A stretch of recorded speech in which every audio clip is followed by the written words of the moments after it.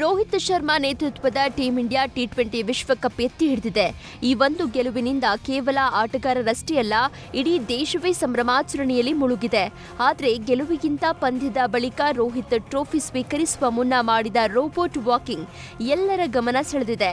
ಈ iconic walking style ನೋಡಿ BCCI ಕಾರ್ಯದರ್ಶಿ ಜೈಶಾ ಸೇರಿದಂತೆ ಸಹ ಆಟಗಾರರು ನಕ್ಕು ನಲಿದಿದ್ದಾರೆ. ರೋಹಿತ್ ಶರ್ಮಾರ ಈ ರೋಬೋಟ್ ಸ್ಟೈಲ್ ವಾಕಿಂಗ್ ಹಿಂದಿನ ಕಾರಣ ಕುಲ್ದೀಪ್ ಯಾದವ್. ಪಂದ್ಯದ ಗೆಲುವಿನ ಬಳಿಕ ವಿಜೇತ ಆಟಗಾರರಿಗೆ ಪದಕ ವಿತರಣೆ ನಡೆಯುತ್ತಾ ಇತ್ತು. ಈ ವೇಳೆ ರೋಹಿತ್ ಜೊತೆಯಲ್ಲೇ ನಿಂತಿದ್ದ ಕುಲ್ದೀಪ್ ರೋಬೋಟ್ ವಾಕಿಂಗ್ ಸ್ಟೈಲ್ನಲ್ಲಿ ಟ್ರೋಫಿ ಸ್ವೀಕರಿಸುವಂತೆ ಹೇಳಿದ್ರು. ತಾವೇ ಆ ಆಕ್ಷನ್ ಮಾಡಿ ಕೂಡ ತೋರಿಸಿದ್ರು. ಆ ಬಳಿಕ ಟ್ರೋಫಿ ಸ್ವೀಕರಿಸುವ ವೇಳೆ ಹಿಟ್ ಮ್ಯಾನ್ ಅದೇ ಸ್ಟೆಪ್ ಫಾಲೋ ಮಾಡಿದ್ರು. ಅಸಲಿಗೆ ಕುಲ್ದೀಪ್ ಒಬ್ಬ ಫುಟ್ಬಾಲ್ ಪ್ರೇಮಿ. ಕತಾರ್ನಲ್ಲಿ ಫಿಫಾ ವಿಶ್ವಕಪ್ ಗೆದ್ದಾಗ ಲಿಯೋನೆಲ್ ಮೆಸ್ಸಿ ಇದೇ ರೀತಿಯ ವಾಕಿಂಗ್ ಸ್ಟೈಲ್ನೊಂದಿಗೆ ಟ್ರೋಫಿ ಸ್ವೀಕರಿಸಿದ್ರು.